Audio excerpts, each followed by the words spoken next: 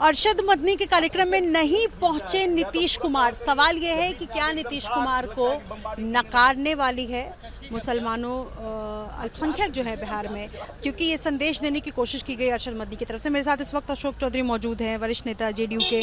जिस तरह से कल कार्यक्रम हुआ, अतिथि के तौर पर आमंत्रित किए जाते हैं नीतीश कुमार और उम्मीद होती है अरशद मदनी को कि वो पहुंचेंगे और नीतीश कुमार नहीं पहुंचते हैं। क्या संदेश? हमको नहीं लगता है कि कन्फर्मेशन माननीय नेता का था, कन्फर्मेशन नहीं था, क्योंकि वो अपने ही कामों में वो बीटा गए हुए थे, बाकी कामों में थे। अब लोगों ने कहा होगा कि आएंगे, मगर नेता का कन्फर्मेशन नहीं था। तो how can you say that कि he has confirmed and he has not come? That is not right.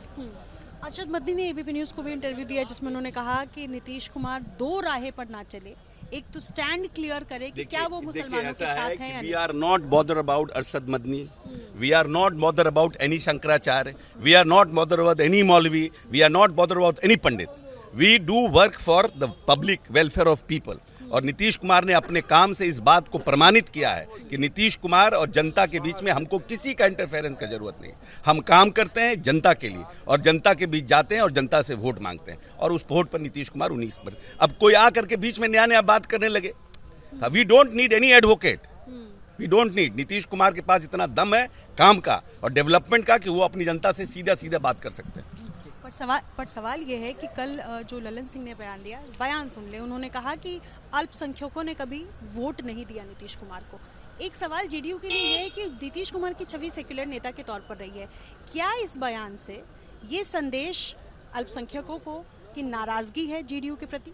नहीं, देखिए, माननीय नेता का, ललन जी का भाव ये था कि जिस तरह से 40 करोड़ के बजट को 700 नीतीश कुमार ने 19 वर्षों में किया, 7th पे स्केल चालू किया मदरसों में, कितने मदरसों को, सैकड़ों मदरसों को उन्होंने नए तरीके से राज्यकृत किया।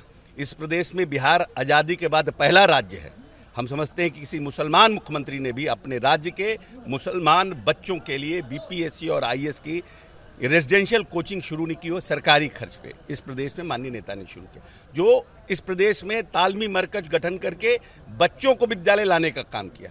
तो माननीय नेता ललन सिंह का कहना था कि हम जितना काम करते उस तरह से हमें वोट नहीं मिल पाता। भावना उनकी ये थी कि हम, क्योंकि नीतीश कुमार का स्लोगन है न्याय के साथ विकास, न्याय में सबके साथ न्याय हो, अल्पसंख्यक हो, दलित हो, पिछड़ा हो, सामान्य हो, सबके साथ न्याय, और पूरा बिहार मेरा परिवार। तो उसमें तो हमारे अल्पसंख्यक भी आते हैं, ऐसा तो नहीं है अल्पसंख्यक। लेकिन उनकी भावना, ललन सिंह जी की भावना थी कि हम जितना काम करते हैं उतना हमें वोट में वो कन्वर्ट नहीं होता। ये उनकी भावना उन्होंने व्यक्त किया और अपनी पीड़ा का उन्होंने व्यक्त किया। और ये बात हमारे अल्पसंख्यक भाइयों को भी समझना पड़ेगा कि जब आप डेवलपमेंट मांगते हैं, जब आप काम मांगते हैं, तो निश्चित रूप से उस नेता के मनोबल को भी बढ़ाना पड़ेगा जो आपके लिए काम करता है। अगले साल बिहार में विधानसभा चुनाव है और इस तरीके से जो कार्यक्रम हुआ, नीतीश जी से उम्मीद होती है कि वो जाएंगे, वो नहीं जाते हैं किसी भी कारण से। अगर वो नहीं जाते हैं और उसके बाद मुसलमानों को लेकर, no, I don't think so, ये गलत है।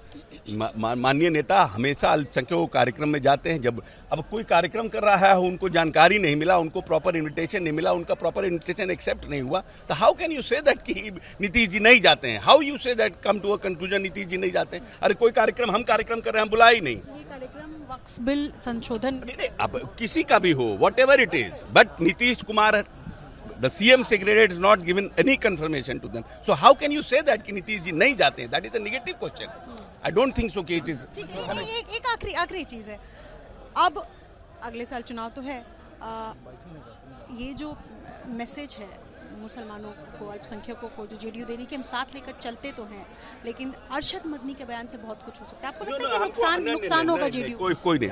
हमको we don't want any advocate between Nitish Kumar and public from any caste and. मेरा नेता न मुसलमान है, मेरा नेता न हिंदू है, मेरा नेता न सिख है, न मेरा नेता ईसाई है। मेरा नेता एक इंसान है जिसने 21वीं सदी का बिहार का सपना देखा और उस पर काम कर रहा है। बहुत शुक्रिया बातचीत करने के लिए। साफ क्लियर स्टैंड जेडीयू की तरफ से कि हमारे नेता धर्म के राह पर नहीं चलते और हमें किसी वकील की जरूरत नहीं है जनता के बीच जाने के लिए। अपने सहयोगी विशाल राय के साथ निधिश्री, एबीपी न्यूज़, पटना।